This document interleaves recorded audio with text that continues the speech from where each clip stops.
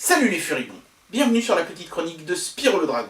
Les superlatifs sont très à la mode, notamment chez Apple qui décline ses appareils en version S, en version SE, en version Pro, en version R, en version très chère alors que ça ne devrait pas l'être, etc. Bref, forcément, comme tout le monde les copie, il fallait bien que nos amis chinois se mettent à les copier aussi sur les superlatifs. On avait testé le Doogee X5 Max, ça fait déjà un superlatif. Eh bien, on va tester aujourd'hui le Doogee X5 Max Pro. 2 superlatifs pour le prix d'un. Est-ce que ce téléphone sera à la hauteur de tous ces superlatifs? C'est ce que je vais essayer de déterminer avec vous aujourd'hui. C'est parti pour le test. Bien, alors on va passer très vite sur l'emballage, puisque c'est exactement le même que celui du Doogee X5 Max, sauf que X5 Max est écrit plus petit pour pouvoir faire tenir le Pro. Alors Pro, ça veut déjà dire que ce téléphone coûte un petit peu plus cher que le modèle Max tout simple. Le modèle Max tout simple tournait autour des 55 €. Là, il faudra mettre un petit billet de 20 en plus. Celui-ci coûte aux alentours de 75 €. Mais il promet une fiche technique plus confortable. Donc, on peut voir qu'on est toujours sur le même écran 5 pouces HD. On est toujours sur un quad-core, sauf que cette fois-ci, c'est pas marqué sur la boîte, mais c'est un 64 bits, donc c'est un processeur beaucoup plus récent chez Mediatek. Toujours un appareil photo de 8 mégapixels, on fera quelques petites photos. Toujours donc Android 6.0, le Dual SIM et la grosse batterie de 4000 mAh, qui reste la marque de fabrique de ces Doogee X5 Max. Mais alors là où ça a évolué, c'est au niveau... Alors on a toujours le lecteur d'empreintes aussi, mais là où ça a vraiment évolué, c'est au niveau de la RAM, qui a doublé, elle est passée de 1 à 2 Go, et au niveau du stockage qui a doublé, qui est passé de 8 à 16 Go. C'est surtout ça d'ailleurs le gros point fort, parce que pour moi 8 Go c'est juste une farce. 16 sur du bas de gamme, ça va, c'est ce qu'on s'attend de trouver sur du bas de gamme, sauf chez Apple qui a décrété que 16 Go c'était tolérable aussi sur du haut de gamme. Enfin, il y a des gens qui font la queue pour acheter leurs produits, donc je pense qu'ils ont quelque part raison. Enfin voilà, voilà ce qu'on pouvait dire sur la boîte. Donc maintenant on va tout de suite procéder à l'unboxing. C'est parti. Voilà, donc sur l'unboxing je vais pas m'attarder non plus, puisque c'est le même téléphone que avant. Vous aurez peut-être remarqué qu'il n'y a pas d'autocollant, vous savez, anti-contrefaçon et tout ça sur cette boîte-ci. En fait, c'est parce qu'il s'agit d'un échantillon. D'ailleurs, vous voyez, c'est marqué. Deal Extreme m'a envoyé ce qu'on leur avait eux-mêmes envoyé comme échantillon pour qu'ils sachent ce qu'ils allaient vendre, en fait. C'est-à-dire qu'en fait, ce que vous voyez là est un produit qui est directement sorti de l'usine de chez Doogee et qui n'a jamais été destiné à être vendu. Mais néanmoins, c'est exactement le même téléphone, c'est pas un prototype, c'est exactement le même que celui que vous aurez, si ce n'est que vous n'aurez pas cette étiquette échantillon, et que le téléphone sera peut-être dans du papier bulle au lieu d'être dans ce truc en polystyrène là. Alors, je vais le mettre de côté le téléphone, on y reviendra en dernier. Et dans la boîte, donc vous voyez, qui est très basique, on retrouve toujours notre adaptateur secteur à la forme assez étrange, mais qui est plutôt fonctionnel, qui est de bonne qualité. Le câble qui est logoté lui aussi sur sa longueur, vous voyez, on voit le Doogee ici, enfin on le voit quand le caméscope fait le point, voilà, mais sinon sur le câble en lui-même, pardon, pas de logo, et toujours la même notice en couleur, exactement la même qu'on avait déjà vue, multilangue avec des trucs en français aussi, voilà, avec les différentes fonctionnalités, notamment le lecteur d'empreintes, etc. Voilà, donc c'est exactement le même contenu que sur son grand frère, le modèle 5X Max. Donc déjà, au niveau du contenu, il n'y a rien de vraiment pro. Bien voilà, donc maintenant qu'on a déballé le téléphone, on va faire un rapide tour du propriétaire. Donc vous remarquerez déjà que c'est exactement le même châssis et la même apparence extérieure que le Doogee X5 Max. Je vous avais montré le X5 Max en noir, je vous montre le X5 Max Pro en blanc, mais l'un comme l'autre sont disponibles dans les deux coloris. Voilà, donc la façade avant comporte le capteur photo avant, le capteur de luminosité proximité et le haut-parleur classique. Dans le bas, on a des touches tactiles, 3 touches tactiles qui ne sont pas rétroéclairées, simplement avec un petit effet miroir, et le micro pour les conversations, qui est sur la façade avant, parce qu'en dessous, il n'y a pas de micro, il y a 2 haut-parleurs stéréo. Sur cette tranche-ci, il n'y a absolument rien. Sur l'autre tranche, il y a le bouton Power et le bouton pour régler le volume. Sur le dessus, on a la prise jack et la prise micro USB. Et à l'arrière, on a l'appareil photo de 8 mégapixels avec sa petite LED flash. Elle n'y est pas toujours sur les bas de gamme, donc je le précise. Et le capteur d'empreinte, qui est à peu près le seul luxe que vous aurez sur ce modèle entrée de gamme. L'autre particularité de ce téléphone, comme c'était le cas d'ailleurs sur le modèle 5X Max, c'est qu'on peut enlever le capot arrière, c'est pas facile mais ça s'enlève, voilà, qui nous permet de découvrir la grosse batterie de 4000 mAh, vous voyez j'ai défait le scotch qui isolait. On a l'emplacement pour les micros SD, un emplacement nano SIM et un emplacement mini SIM, micro SIM, pardon, micro SIM, nano SIM et micro SD. Voilà.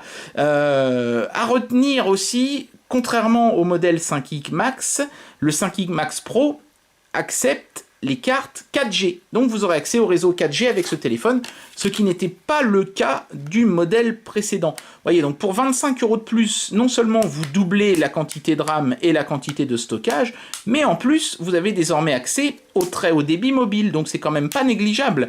Et en plus de ça, vous avez un processeur 64 bits qui devrait offrir pas mal de performance. Donc je pense que ce téléphone risque d'être un bon compromis. Mais le mieux, c'est de faire un petit benchmark pour en avoir le cœur net. On va commencer par tester le capteur d'empreinte. Donc je vais mettre mon doigt dessus, hop, et ça déverrouille très vite, c'est parfait, absolument rien à dire là-dessus. Donc ça c'est déjà le premier point positif, le capteur d'empreinte fonctionne bien. On va tout de suite lancer un petit bench. Bien, et voici les résultats du benchmark, 483 en single core et 1453 en multicore, ça reste très modeste. Pour vous donner un ordre d'idée, on va être aux alentours d'un Nexus 4, vous voyez, donc quand même un téléphone qui a quelques années, ou d'un Galaxy S3, vous voyez, on est un petit peu au-dessus quand même, 483 contre 426. Vous voyez, donc le Nexus, on est plus proche d'un Nexus 4 que d'un Galaxy S3. Enfin, ça reste des téléphones qui sont quand même pas de toute dernière génération, c'est le moins qu'on puisse dire. Et en multicore, ça va tourner à peu près aux alentours des mêmes valeurs. Vous voyez, on voit toujours notre Samsung Galaxy S3 hein, qui est comparable en termes de perf, ouais, le Nexus 4, toujours dans ce coin-là, quoi. Donc, c'est pas un téléphone haut de gamme, clairement. Mais c'est pas non plus le prix d'un téléphone haut de gamme, donc il fallait s'y attendre. On est sur un benchmark plutôt cohérent. C'est vraiment sur la batterie que ce téléphone va une fois de plus sortir son épingle du jeu, même si cette fois-ci on peut quand même constater une grosse chute de score hein, par rapport à son grand frère, hein, puisque le grand frère faisait presque 10 heures, on était à 9h57, et là on a presque perdu 1h20, on a perdu 1h20 d'autonomie, ce qui est quand même beaucoup, mais on reste sur une très très bonne valeur, hein, 8h37 et 30 secondes de screen on, c'est très très très très bon, d'autant plus que c'est de l'autonomie mixte, donc c'est celle qui est la plus sévère hein, pour les téléphones, et avec l'écran à 75% de sa luminosité maximum. Donc un téléphone qui a une très très bonne endurance. Un peu moins que le modèle d'en dessous, mais comme il est plus puissant, une fois de plus, c'est cohérent. Concernant la boussole, on retrouve le même bug bizarre qu'avec son grand frère, le 5X Max, parce que je n'ai pas d'orientation, c'est-à-dire que le téléphone me dit pas, l'application me dit pas, il n'y a pas de capteur magnétique, mais en revanche, ça marche pas, c'est-à-dire que la boussole indique le nord dans toutes les directions, donc ne comptez pas sur la boussole de ce téléphone. Concernant le GPS, je vais lancer l'application sous vos yeux et vous allez pouvoir voir combien de temps ça met à faire un fixe. Boum! Alors là, évidemment, comme on est sur du Mediatek de nouvelle génération, c'est beaucoup plus rapide qu'avec l'ancienne. Le fixe est presque instantané, vous avez vu, ça n'a même pas pris 5 secondes. Et on a très très vite une précision vraiment remarquable. Donc à ce niveau-là, aucun problème. Mediatek tient la route sur leur nouveau processeur avec une puce GPS qui est vraiment très rapide. Voilà, donc je rajoute une petite appli à mes tests de téléphone qui s'appelle Sensor Test et qui me permet notamment, et c'est surtout ça moi qui m'intéresse, de lister l'ensemble des capteurs qui sont intégrés dans le téléphone. Donc ici on a bien un accéléromètre, hein, ça c'est présent dans tous les téléphones.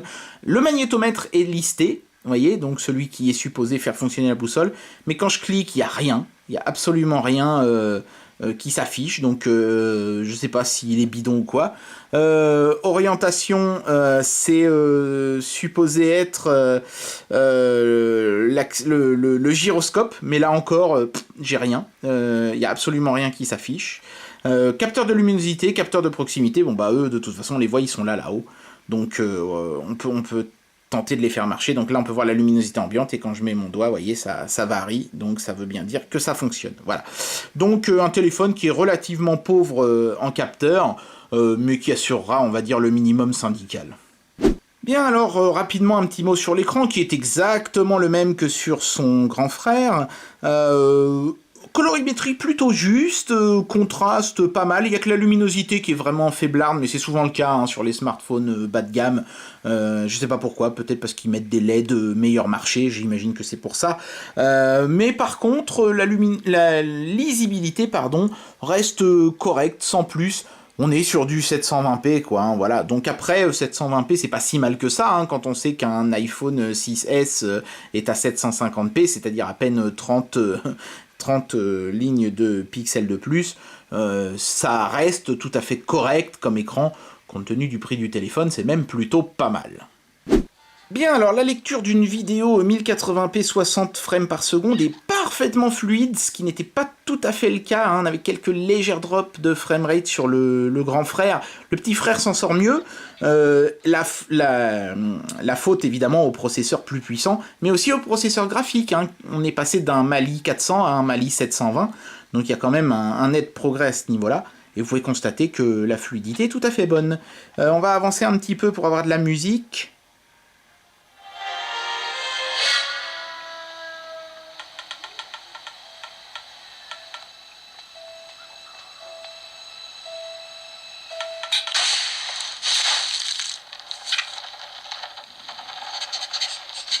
On voit bien la fluidité qui est impeccable. Je vais aller au générique de fin.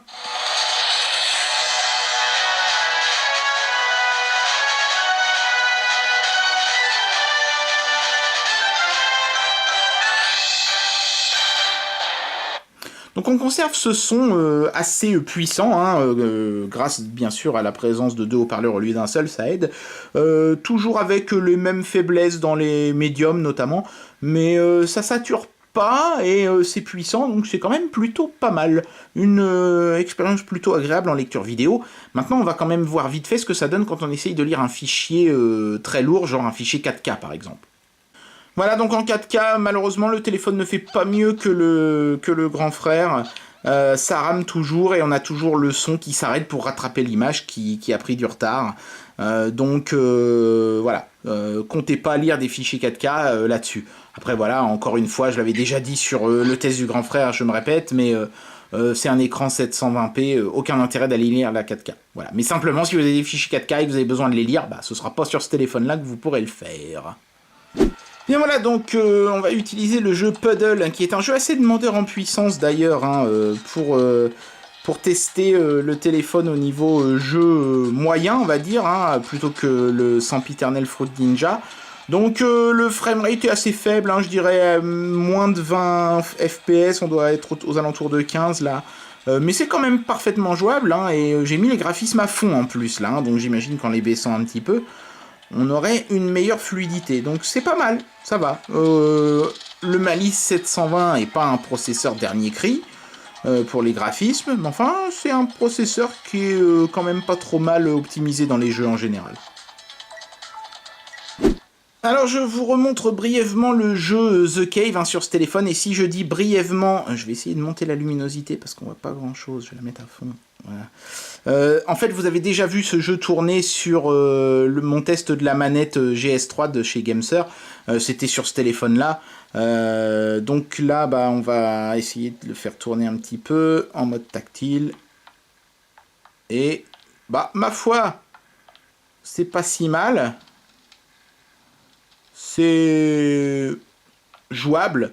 Il n'y a pas de glitch graphique. Mais le T720 n'est pas un super GPU, et forcément dans un jeu très demandeur comme The Cave, ça se ressent un petit peu. Il faut savoir que The Cave, à l'origine, c'était un jeu qui était prévu pour tourner sur les vraies consoles, hein.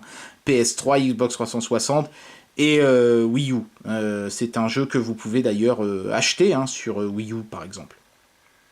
Voilà, donc on va se faire notre petite session habituelle d'émulateur, mais dans la mesure où les performances en jeu étaient quand même somme toute assez moyennes, je ne m'attends pas à un miracle au niveau émulateur. Ouais, bah voilà, comme je m'y attendais, c'est lent, c'est plus rapide que sur le grand frère, mais le grand frère c'était tellement monstrueusement lent que là, disons que c'est un peu moins pire, mais ça reste totalement injouable. Donc je vais pas aller plus loin dans le test de PPSSPP, mais je vais peut-être enquiller avec un émulateur un peu plus modeste, genre Nintendo 64, histoire de voir ce que ça donne. Voilà, donc je vais jouer à Super Mario 64 Star Road, hein, qui est un jeu qui est assez demandeur, donc ça reste intéressant malgré que ce soit de la Nintendo 64. Et le framerate est assez dégueulasse, comme on peut le constater. C'est jouable, mais bon, ça reste quand même assez faiblard. Je pensais franchement que ça serait un peu mieux que ça, parce que bon, on est quand même sur un processeur d'une génération plus récente que sur l'autre modèle. Mais voilà quoi, bon, on sent qu'on est sur du téléphone premier prix qui n'a pas forcément été super bien optimisé. C'est pas vraiment le genre de téléphone que vous achèterez pour jouer à des jeux super sophistiqués. Ça reste quand même un téléphone qui a vocation à être utilisé, je pense, soit comme téléphone de secours, soit pour bosser, quoi, mais certainement pas pour jouer.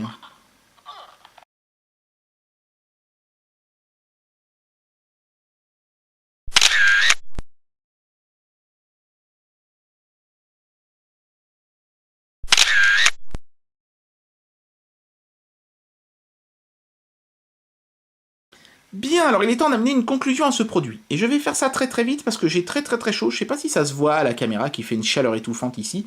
Mais si je ne me dépêche pas de finir ce test, je crois que je vais finir aussi desséché qu'un pruneau d'Agen. Bien, le 5X Max Pro, c'est clairement un upgrade du 5X Max. Ça reste un téléphone aux performances modestes, clairement pas taillé pour le jeu, mais qui a une très bonne autonomie et qui a l'avantage d'avoir 2 fois plus de RAM, ce qui se ressent notamment quand on lit une vidéo en 60 fps, et 2 fois plus de stockage, ce qui pour les gens qui travaillent risque d'être primordial. Ajoutez à cela aussi la présence de la 4G qui n'était pas présente dans le modèle d'en dessous, et mine de rien, pour 25 €, ça fait déjà 3 choses essentielles qui ont été améliorées. Reste que ce téléphone ne s'adresse clairement pas aux joueurs, les performances malgré un Mali T720 restent très basses. On peut jouer à des jeux avec des graphismes réglés sur moyen correctement, mais dès que vous allez taper dans les émulateurs ou les jeux un peu trop gros, ça va ramer affreusement. Donc c'est un téléphone pour les gens qui veulent bosser, écouter de la musique ou regarder des médias, et le faire sur une longue période de temps grâce à la forte autonomie. Et puis aussi aux gens qui ont besoin de la 4G sur un téléphone pas cher. Tout ça, on l'a dans ce modèle-là. Après, pour le jeu, il faudra faire une croix dessus. Donc il faut donner une note maintenant à ce téléphone. Je vais lui mettre la note de 3. Je vais lui mettre la note de 3 parce que j'attendais quand même d'un Mali T720 de meilleures perfs que ça. Et là, on les a pas, donc j'enlève une étoile pour ça. J'aurais aimé voir un petit peu plus de perf. Et puis la deuxième étoile, je l'enlève parce que à 75 €, on commence déjà à se rapprocher de certains smartphones chinois comme le Vernitor par exemple, qui ont fait leurs preuves, y compris en gaming modeste. Et je pense que quelque part finalement le modèle Max tout court offrait peut-être un meilleur rapport prix / perf / autonomie. Là on perd 1h30 d'autonomie, mais on voit pas les performances augmenter suffisamment pour justifier ce sacrifice. Donc j'enlève une deuxième étoile pour ça. Voilà, donc je pense que c'est un bon téléphone, pas cher, avec une très bonne autonomie. C'est pour ça qu'il a quand même 3 étoiles, parce que c'est vraiment une super bonne autonomie. Mais voilà, quoi, il y a quand même quelques défauts qui font que 3 sur 5 me paraît être la note la plus appropriée à ce téléphone. Et bien voilà, c'était le test de ce Doogee X5 Max Pro de chez Doogee. Un téléphone qui est, ma foi, plutôt pas mal et qui se démarquera de ses concurrents chinois dans la même gamme de prix, essentiellement grâce à sa très grande autonomie. Voilà, donc c'est vraiment le point à vérifier si vous cherchez un smartphone très autonome. Celui-ci pourrait peut-être bien faire la blague. Voilà, j'espère que ce test vous aura plu et je vous dis à très bientôt pour une prochaine vidéo. Allez, tchuss!